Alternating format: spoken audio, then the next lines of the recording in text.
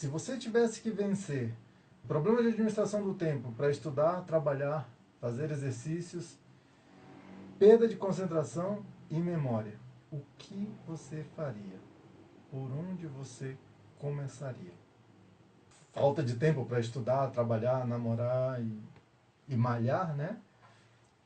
Por ser um conjunto muito grande de coisas, já gera falta de concentração. Porque como você não tem tempo para fazer todas as coisas, na hora que você está fazendo uma, você já está preocupado com a outra. E você até conseguiria, supostamente, malhar, dependendo de como você malha, e pensar no estudo. Até conseguiria. Mas dificilmente você conseguiria estudar pensando em malhar. Dificilmente você conseguiria estudar pensando em namorar. E se você tentar namorar pensando em estudar, também não vai ficar legal. No entanto, você precisa se organizar de uma forma que consiga fazer tudo isso. Como é que faz para organizar o tempo para poder namorar, trabalhar, malhar e estudar? É assim, ó. Organizar o tempo dessa forma passa por ganho de produtividade. E o ganho de produtividade pode ser via ganho de técnica, por exemplo, você encontra técnicas para fazer as coisas cada vez mais rápido e melhor, ou pode ser por uma forma de perder menos tempo na dúvida entre o que fazer e quando. E isso pode até ser chamado de técnica, mas não é exatamente... Vamos dizer assim, essa é uma parte estratégica, que é a parte que decide muito mais rápido o que você vai fazer, e tem a parte operacional, que é a que faz melhor. Na parte operacional, se você precisava de 1 hora para malhar e por algum ganho de eficiência você consegue malhar o mesmo tanto em meia hora, você já conseguiu um tempo extra. Você tem um ganho de eficiência em malhar. Se você costumava namorar 1 hora e consegue namorar em meia hora, dificilmente isso é ganho de eficiência. Isso é realmente você abrindo mão de uma coisa que você gosta pelo teu objetivo. E isso é muito bom. Você podia namorar 3 vezes por semana e agora está namorando só um dia por semana. Beleza. Mas tem limite. Qual é o limite? O 0. Abaixo do 0 você não consegue mais reduzir isso. E, na boa, não resolve. Por quê? Porque tem uma parte de ti que quer isso, que acha justo isso, que estuda melhor quando tem namorado, que malha melhor quando tem namorado. Porque de repente você vai cortando a área afetiva, vai eliminando a área afetiva. Chega num momento que você não tem nada de área afetiva. E aí fica mais fácil se deprimir, primeiro. Segundo, tem um motivo a menos para malhar. Não vou dizer que seja só por isso, mas, sabe, é um motivo a menos. Aí já não malha. Quem não malha tem menos endorfina, tem ainda menos vontade de estudar e a coisa vai piorando, piorando, piorando. Você consegue ganhos de eficiência na área de estudos. Consegue. Como consegue? Na verdade, é o teu maior potencial. Por que eu posso afirmar isso? Porque assim, ó, você passou a vida inteira querendo ser melhor naquilo que você estudava. Se você tirava 8 em matemática, você quis algum dia tirar um 10. Se você tirava 7 em geografia, algum dia você quis tirar um 10 em geografia. Talvez ainda queira. Então você sempre quis ser melhor na matéria. Mas você nunca parou para pensar como é que eu posso estudar melhor. Estudar melhor. Ganho de eficiência operacional no estudo. O que é? É estudar melhor. Estudar melhor pode ser estudar o mesmo tanto muito mais rápido. Pode ser. Então, às vezes, se você conseguir uma melhora operacional, uma melhora no processo, uma melhora na forma de fazer, se você consegue uma melhora na forma de fazer exercícios, tua vida melhora. Se você melhora a tua forma de estudar, tua vida melhora. Se você melhora a tua forma de trabalhar, a tua vida melhora. Isso são ganhos operacionais. E os ganhos operacionais, ou seja, os ganhos na forma de fazer, tem limite. Por que tem limite? Porque é que nem eu falei do namorado. Se você tirar demais daí, acaba prejudicando. No trabalho, se você começa a fazer as coisas cada vez mais rápido, vai chegar uma hora que vai dar errado e você vai ter que refazer o trabalho. E aí, tudo que estava indo bem passa a custar bem mais caro. Você passa a ter que trabalhar mais porque fez o serviço pouco. Então não adianta, tem limite. Esse é o ganho na forma de fazer, o ganho operacional. Um outro possível ganho é o ganho estratégico. Como é o ganho estratégico? O ganho estratégico é lindo, é maravilhoso. Ele reorganiza as coisas de uma forma que, ainda que você faça cada uma das coisas mais devagar, no final das contas você faz o todo mais rápido. Como isso é possível? É assim, ó. Por exemplo, imagine que você vai fazer um bolo. Aí, ó, você tem que bater o bolo até a massa ficar homogênea. Às vezes, digamos que você bata o bolo durante 1 hora. Vamos dizer que você precisa de 1 hora batendo o bolo para a massa ficar homogênea. Beleza. Depois você precisa de 5 minutos untando a forma. O bolo já dá 1 hora e 5. Você depois precisa de mais 5 minutos pegando os ingredientes. Então o bolo já está com 1 hora e 10. Depois você precisa esperar que o forno esquente mais 50 minutos antes de colocar para assar. O bolo já ficou com 2 horas, porque era 1 hora mais 10 minutos mais 50 minutos, 2 horas. E depois você tem que esperar 1 hora para o bolo assar, depois que o forno já está quente. Então o teu bolo está levando 3 horas. Como seria um ganho na forma de fazer, um ganho operacional? Ao invés de você bater numa velocidade, você bate 2 vezes mais rápido. Então você ganharia meia hora na hora de fazer a massa ficar homogênea. Não dá para o forno aquecer mais rápido, então aí não tem espaço, é o limite do forno, ele não consegue fazer. E não dá para o bolo assar mais rápido. Então você só consegue ganhar meia hora nessas 3 horas em ganhos operacionais, ganhos na forma de fazer. Como seria um ganho estratégico? Um ganho estratégico é, enquanto você começa a organizar os ingredientes, antes de começar a bater o bolo, você já vai lá e liga o forno para ele começar a aquecer. Então, enquanto você está batendo o bolo, o forno já está aquecendo.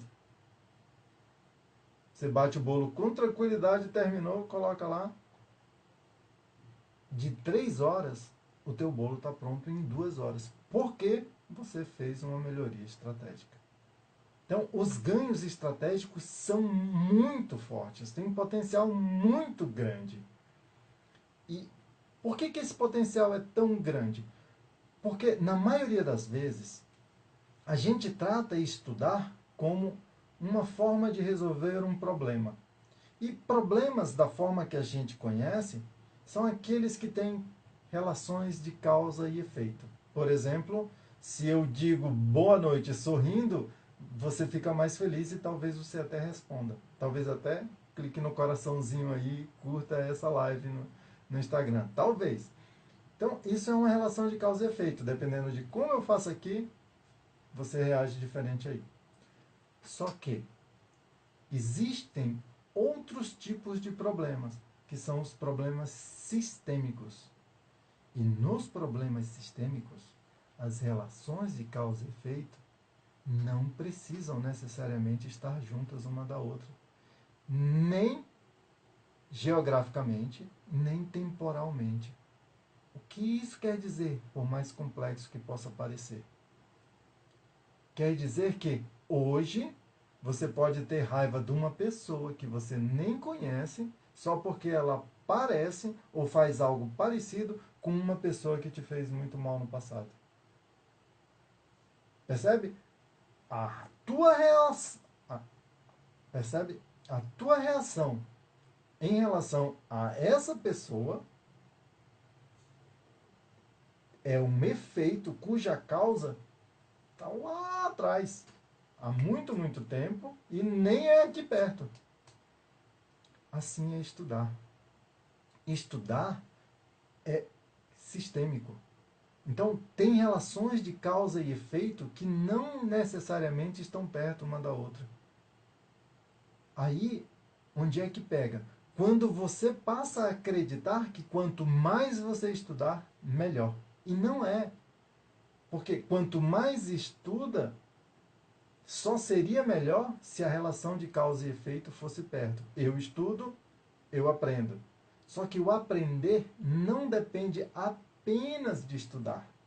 Depende de como você estuda, depende de como está o teu ambiente na hora que você estuda, depende de quem é o professor, depende de como ele ensinou, depende do material que você tem, depende de quão consciente você está do teu objetivo na hora que você está estudando, depende de você estar bem, no sentido de não estar sofrendo, não ter dor, não ter... Depende de muita coisa. Como depende de muita coisa, é muito mais fácil você melhorar com pensamento estratégico. Chegou na hora do meu dia, estava final de tarde, um dia lindo aqui em São Paulo, um pouco friozinho. Eu saí para dar uma caminhada, sentei num lugar e pensei, puxa, eu vou aproveitar esse momento para fazer uma coisa legal. E eu peguei o celular e liguei para 10 e 20 pessoas. E eu mandei uma mensagem, talvez você tenha recebido essa mensagem. Na mensagem eu dizia, me fala alguma coisa na qual eu possa te ajudar e eu vou fazer o meu melhor para te ajudar.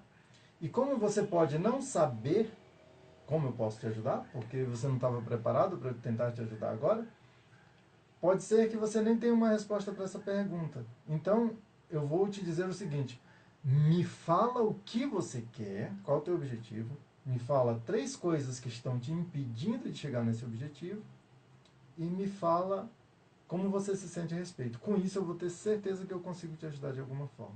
E eu mandei para as pessoas. Uma das pessoas que me responderam, respondeu que estava com questões de procrastinação e falta de concentração. Aí eu falei, legal, qual das duas você quer resolver primeiro? Normalmente, quem está nessa situação tem dificuldade até de pensar. E é por isso que as pessoas procrastinam. Porque estão com dificuldade. Não é preguiça, não é maldade. Tá difícil. Então, o que você faz se você realmente quer ajudar de coração? Facilita para ela. O que eu fiz? Eu falei o seguinte. É procrastinação ou é falta de concentração? 1, procrastinação. 2, falta de concentração. Aí ela respondeu. 2. Percebe? Pode nem ser que o problema maior dela seja concentração ou procrastinação. Pode não ser. Só que como ela não estava conseguindo pensar na hora, ela escolheu um dos 2 números. Qualquer um dos 2 pode funcionar. O importante é que ela escolheu. Como ela escolheu, eu pude avançar. Aí eu falei o seguinte, olha só, procrastinação. A tua situação é uma situação como vários outros colegas que estão passando agora. Essa situação é a mesma para o pessoal do Revalida e para o pessoal que não conseguiu a nota que queria no Enem. Os dois estão numa situação muito parecida. O resultado saiu recente e a pessoa está se sentindo mal. Por quê? Porque não alcançou o resultado depois de uma longa espera. E mesmo quem passou na primeira fase do Revalida ainda está esperando a segunda fase e não tem data. Então está no mesmo nível de incerteza. Uma das coisas que te motiva é você ter um propósito bem definido. Quando você tem um objetivo de muito longo prazo, fica muito difícil você ter muito claro e concreto esse objetivo para você presente. Então está muito longe. Quando é uma prova que nem tem data, como os concurseiros sofrem muito disso, eles têm que estudar mesmo antes do edital sair, mesmo caso para Revalida. O Enem nem tanto, porque assim, ainda que não tenha exatamente sempre a data bem definida do Enem, não tem dúvida que ele vai acontecer, né? Assim, historicamente o Enem nunca falhou. Já passou mais de ano sem ter determinados concursos, e o Revalida já passou mais de ano sem ter prova de Revalida. Então, é mais difícil manter o foco e manter a fé. E aí é o pensamento estratégico. Como está muito longo prazo, é difícil você ter um propósito concreto. Então, o que eu vou te recomendar? Pega um objetivo de curto prazo. Como seria um objetivo de curto prazo nesse cenário? Você tem a lista dos temas que você precisa estudar, tanto no caso do Revalida, quanto no caso de prova de residência. O processo de especialização de medicina chama residência médica. E aí, assim, tem um cursinho bem famoso que prepara os médicos para a prova de residência e também para a Revalida. E uma vez eu peguei as apostilas desse médico-curso e, se eu não me engano, eram... Bom, pode ser que eu esteja enganado, mas eram da ordem de 80 apostilas, né? E cada apostila dessa tinha da ordem de 200 páginas. Se fossem 100 apostilas com 200 páginas cada, a gente está falando de 20 mil páginas. Então, o que você teria que fazer até o Revalida? Você teria que estudar 20 mil páginas. Tem um número, é um número concreto. Então, não interessa mais quando vai ser o Revalida. O que interessa agora é que você precisa estudar 20 mil páginas. Fica muito mais concreto desse jeito. Mas ainda é de longo prazo. Já resolve essa questão da incerteza. O teu objetivo não é mais passar no Revalida. O teu objetivo é estudar 20 mil páginas. Percebe que fica mais concreto? Você imagina que você vai ter 10 meses para estudar essas 20 mil páginas. Então você tem que estudar 2.000 páginas por mês. Basicamente é isso. Você divide de novo pelo número de dias, né? Digamos que o mês tivesse 20 dias úteis. O número de páginas é um exemplo só. Mas o importante é que quando você tem todo o material, você consegue quantificar, né? Tirar números, e aí teu objetivo fica mais de curto prazo. Então, dessa forma, você consegue um objetivo para um dia. E aí, quando você tem um objetivo para um dia, não existe mais procrastinação. Por que não existe mais procrastinação? Porque você está todo o tempo muito claro na tua cabeça. Eu tenho que estudar essas páginas, eu tenho que estudar essas páginas. Não é do tipo, nem sei se vai ter a prova, se não vai. Não, eu tenho que estudar essas páginas. Fica muito mais claro. E vou além, hein?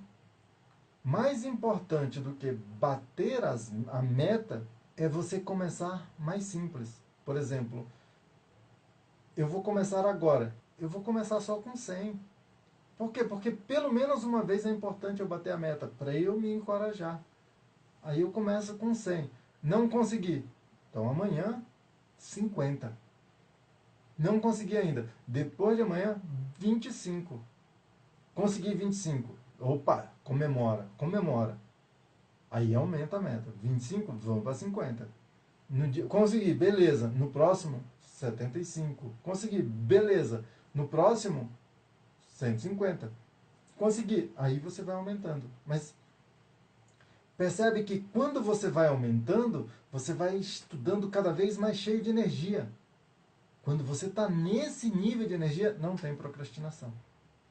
Agora, quando você toma uma porrada, não é só o problema da tua velocidade que está baixa. Não é só o problema da tua falta de concentração.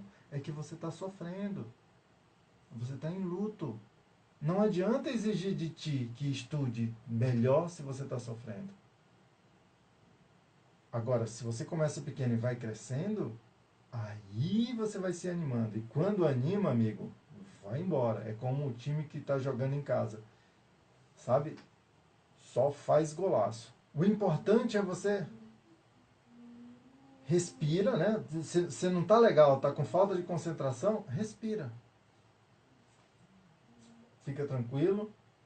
Pensa num objetivo mais simples, de curto prazo. E aí você vai melhorando com o tempo.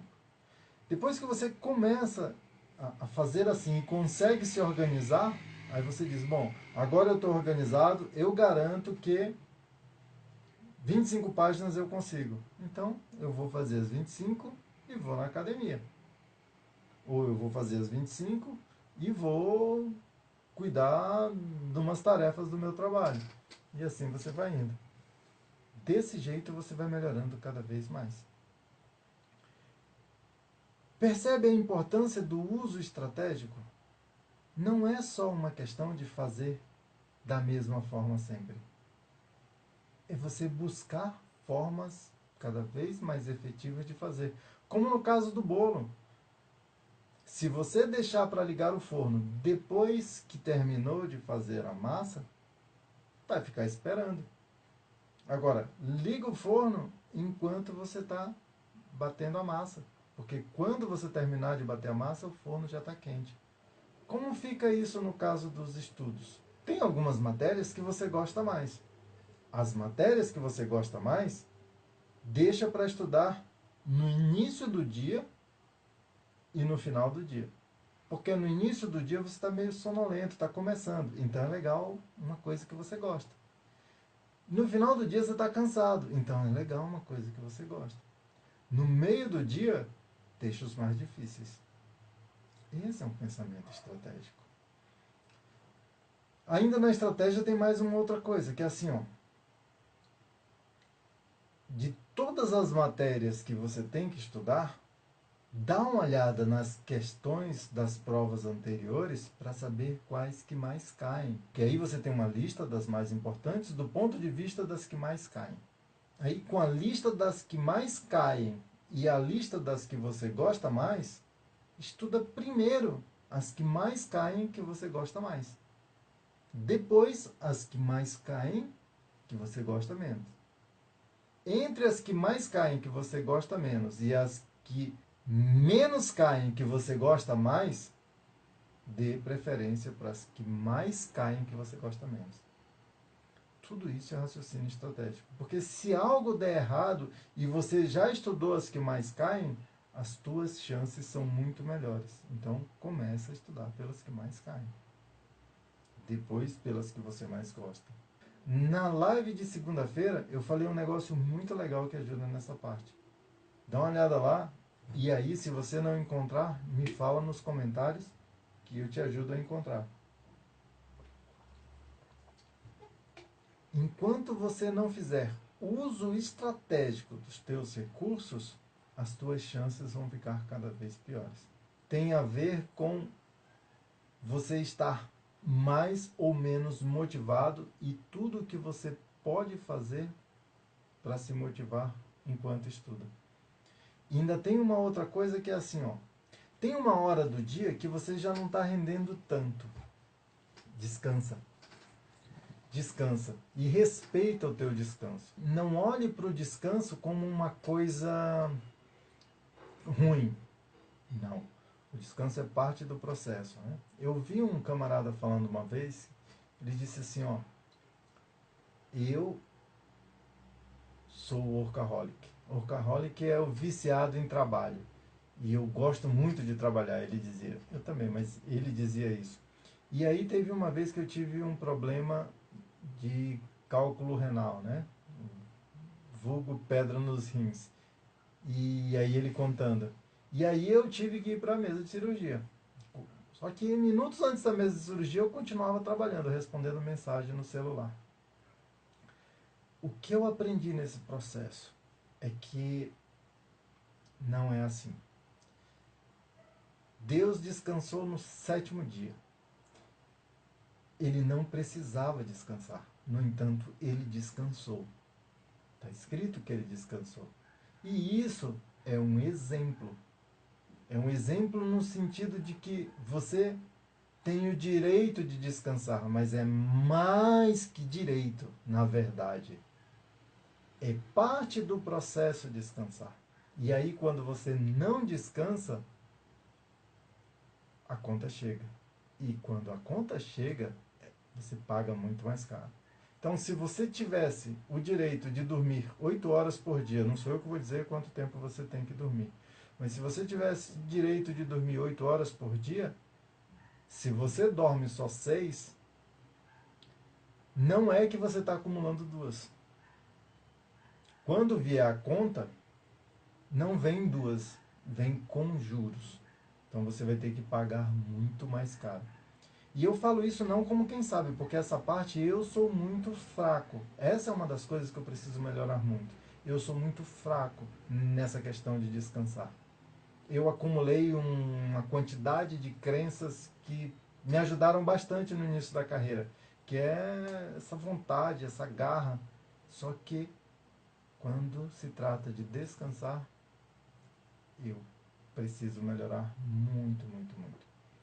Mas o que esse meu colega estava falando é que quando a Bíblia disse e Deus descansou, ela está dizendo você precisa, não é nem merece,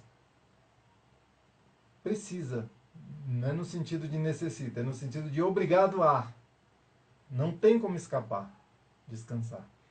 Então descanse no teu estudo. Muito importante. E muito importante também não se julgar por ter descansado. O descanso, comece a pensar como um investimento. E aí, enquanto você está descansando, descansa. Não invente de descansar pensando no que tem que fazer, porque pensar no que tem que fazer é planejamento. E planejamento é uma parte muito importante. Tem uma relação muito próxima com soluções estratégicas. Então, faça isso direito. Tire um tempo para planejar. Não é enquanto descansa. Enquanto descansa, descansa. Agora, quando você já está muito cansado, ou a matéria não está entrando, uma coisa que é interessante fazer é folheie o material. Por quê? Porque ainda que a tua mente consciente não esteja absorvendo muita coisa, a tua mente inconsciente é sempre capaz de absorver tudo.